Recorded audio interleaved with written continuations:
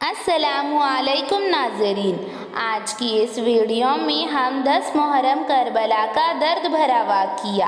हज़रत इमाम हुसैन रज़ी अल्लाह ताला अन्हु के सर मुबारक को काटा गया और हज़रत इमाम हुसैन रज़ी अल्लाह ताला अन्हु के सर मुबारक को नेज़े की नोक पर बुलंद कर दिया गया।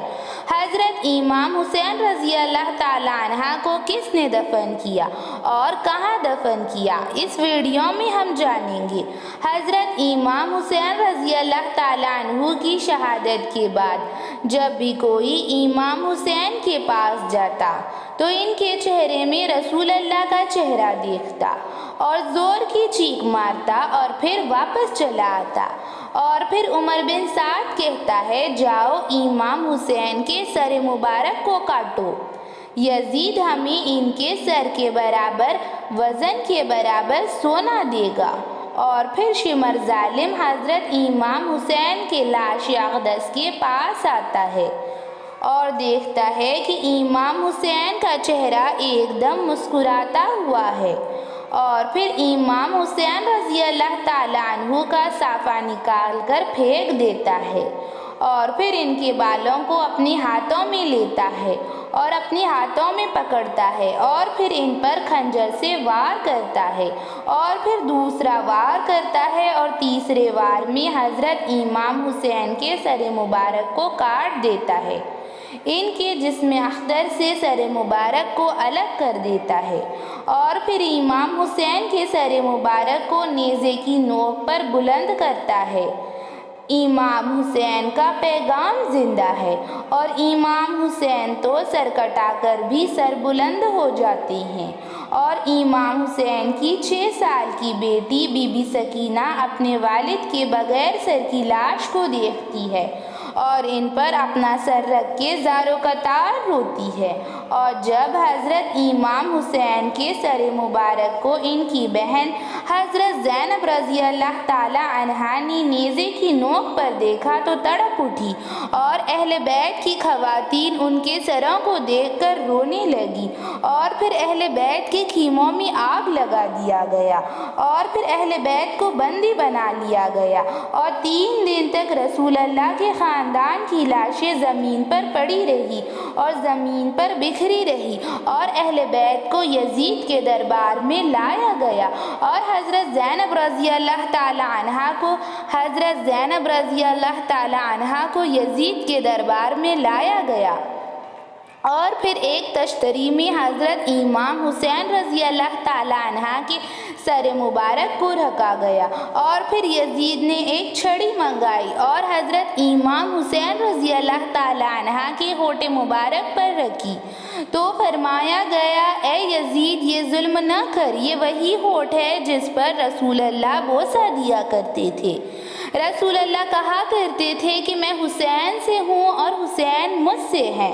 और उसके बाद हज़रत इमाम हुसैन रज़ी अल्लाह ताला अन्हा की लाश अक़दस की अबुल हारिस शेर ने हिफाजत फरमाई और 3 दिन तक अहले बैत की लाशें वहीं पर बिखरी रही। और फिर 13 मुहर्रम को कुछ औरतें जब जंग का माहौल ठंडा हो गया और जंग ख़त्म हो चुकी थी तो दरियाए फराज से पानी भरने आती हैं तो देखती हैं कि रसूल अल्लाह के ख़ानदान वालों की लाशें पड़ी हुई है, बिखरी हुई हैं। कई लाशें कटी हुई हैं, कई लाशें बिना सर की लाशें हैं, कईयों के बाजू कटे हैं और खून में रंगीन मैदान करबला नज़र आ रहा है। और फिर अपने मर्दों के पास गई और वहाँ के आदमी डरने लगे कि यजीद हमारा दुश्मन बन जाएगा, इसने इन लाशों को कत्ल किया है। ये बात सुनकर उनकी औरतें गुस्से में आ गई, कहने लगी, तुम कैसे मुसलमान हो और रसूल अल्लाह का कलमा पढ़ते हो और अपने आप को मुसलमान कहते हो। रसूल अल्लाह ने फरमाया था कि मेरे बाद मेरे आल औलाद से मोहब्बत किया करो और तुम रसूल अल्लाह के ख़ानदान वालों को तदफीन करने से मना कर रहे हो। अगर तुम उन्हें दफन नहीं करोगे तो हम खुद जाकर उन्हें दफन करेंगे। तो ये बात सुनकर कुछ मर्द हजरात तैयार हो गए और उनके अंदर गैरत जाग गई اور پھر وہ سب میدان کربلا میں آتے ہیں، دیکھتے ہیں کہ کئیوں کی لاشیں پڑی بکھری ہے، کئیوں کی بنا سر کی لاشیں بکھری ہے، اور میدان کربلا رنگین ہو چکا ہے، اور اپنے مردوں کو لے کر عورتیں وہاں آتی ہے تو سوچنے لگتے ہیں کہ انہیں کیسے دفن کیا جائے۔ کئیوں کے بازو نہیں مل رہے تھے، کئیوں کے سر نہیں مل رہے تھے، اور پھر گھوڑے پر ایک گھڑ سوار آتا ہے اور کہتا ہے، لوگوں نے پوچھا کہ تم کون ہو؟ تو وہ گھڑ سوار کہتا ہے کہ میں تمہاری مدد کرنے کے لیے آیا ہوں، میں امام حسین کا بیٹا ہوں،